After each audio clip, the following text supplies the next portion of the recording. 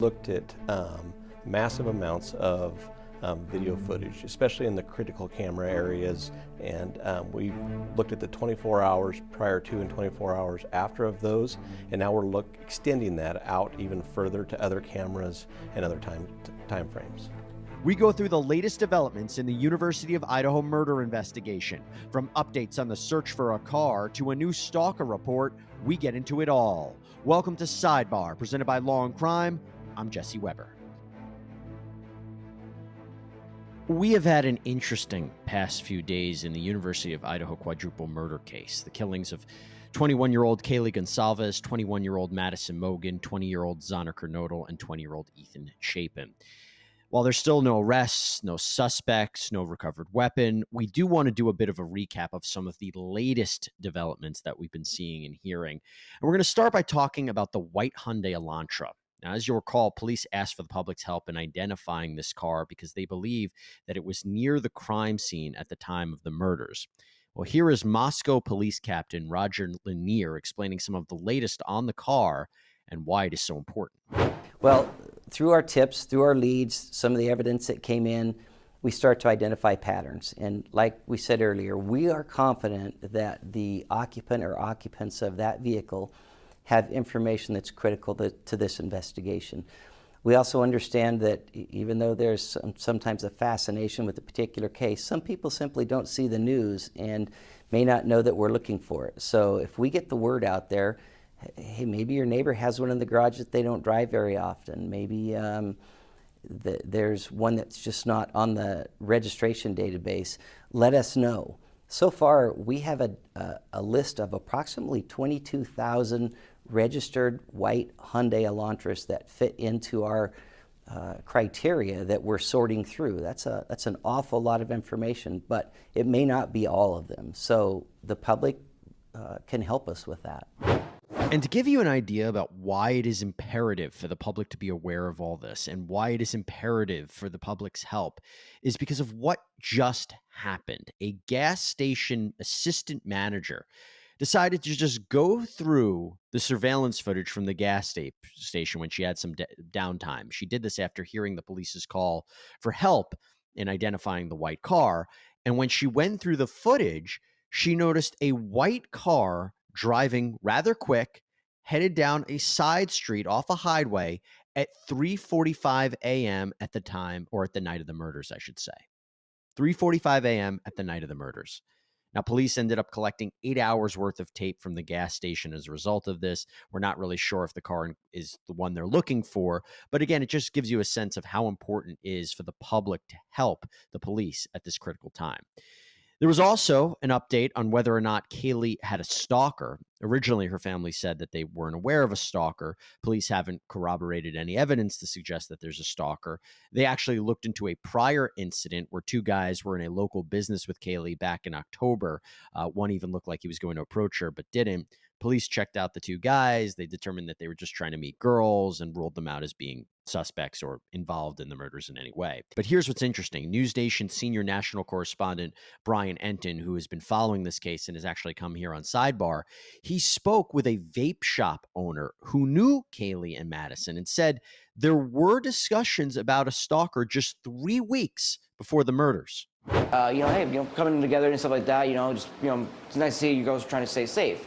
One of them more or less openly says, oh yeah, we've had a friend of ours be stalked before, so this is kind of why we all travel in a group like this. And just was it Kaylee who said that? Do you remember? No, it was Maddie who actually said that. So Maddie said it, and it was kind of like more mentioning, like motioning to Kaylee too, like who was right next to her. So you could tell that like they obviously all were trying to keep Kaylee safe, and to be there for her as good friends. Now, we don't have any information about this. We don't know what they were referring to. We don't know who this was about, if it was about the incident that I mentioned in October or something else. But the reason that this is relevant is because we are trying to understand what would have led someone to commit these crimes. And according to Steve Goncalves, Kaylee's father, after speaking with the coroner, he said that the wounds to Kaylee were worse. So there's been this back and forth about what was the target. Was she the target? Were they all the targets? Was it a case of the house being targeted? That's why it's important to understand this backstory. By the way, focusing on the Goncalveses for a moment, we know that Mr. Goncalves has clearly expressed his frustration with law enforcement, particularly the flow of information, the communication. He's been very vocal on the media about that. But Kaylee's mom sat down with the Today Show, and she too said that she is frustrated. Goncalves says she and her family support the police and the work investigators are doing, but they're critical of authorities for what they called poor communication with victims' families. You found out about the white car from a press release? Yes. Yes. Did they send you the press release? No. And Christy Goncalves does worry that the case could go cold. She said, quote, "I can't help but not." She said, "I mean, in all honesty, this is a possibility. There's a lot of unsolved murders." And that brings me to Shannon Gray. Shannon Gray is the attorney for the Goncalves family. And as he explained to my co-host here on Sidebar, Anjanette Levy, he had a very important meeting with the family as well as the authorities to explain their concerns with this investigation. Well, we had a meeting with the investigators on Monday. The investigators, the prosecutor, Chief Fry was there, as a few other people in the room. And, our theme going into that was accountability and communication.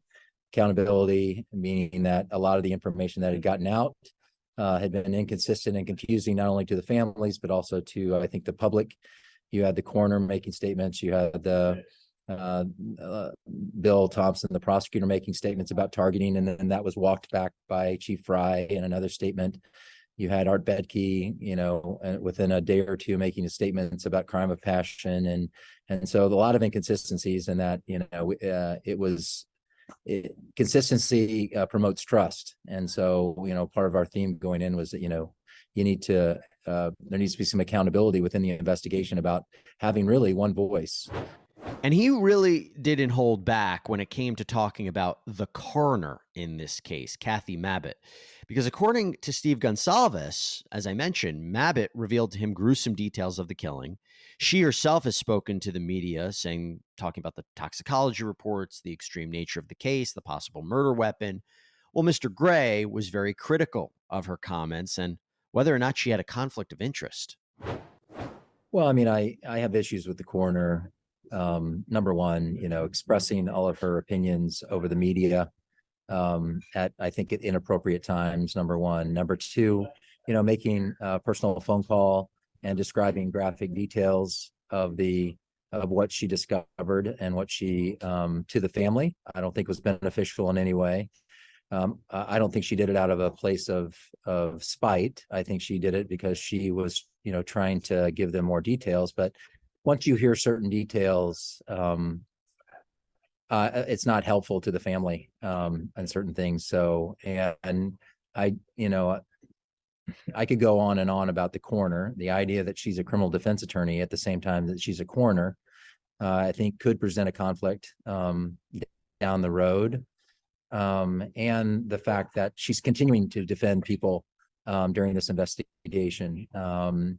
And she's done it before. I mean, the fact is that there was she was involved in she was a coroner on a murder investigation in Moscow years ago.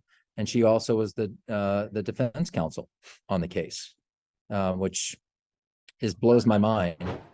We believe he's talking about the James Curtis Leonard case. You can definitely check that out. But it's an important discussion that he's having about her and her role here. We want to go now to one more big update that we have to talk about, and that is the neighbor of the slain students. I'm talking about Enon Harsh. He sat down with Lauren Matthias, who is the host of the Hidden True Crime podcast and YouTube channel. And the reason that he is important is because he allegedly heard something strange on the night of the murders because he was home. After me, so I heard a car shut, a door shut, and then apartment door shut, and also a scream. But that's normal. I always hear screaming almost every Saturday night. So I didn't really think of it. Now here's what's interesting about Mr. Harsh, and that is that people online think that he's suspicious. In fact, they have gone so far to suggest that he might be the killer. Here was his response to that.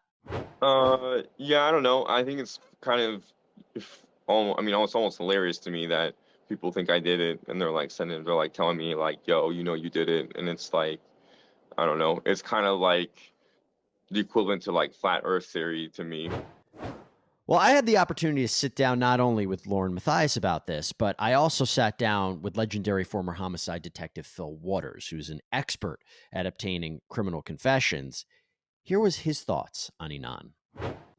He does a lot of looking around, and I'm not talking about eye stuff. I'm talking about just his mannerisms.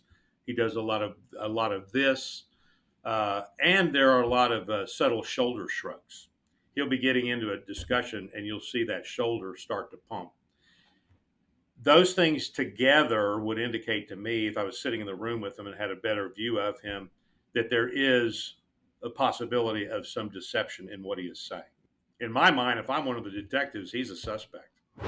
A lot to digest here, and we are going to continue to follow this case as it ultimately progresses. And as we do, I want to just remind everybody that if you have information, there are places to relay that. Authorities are encouraging anyone with relevant information to call the tip line at 208-883-7180.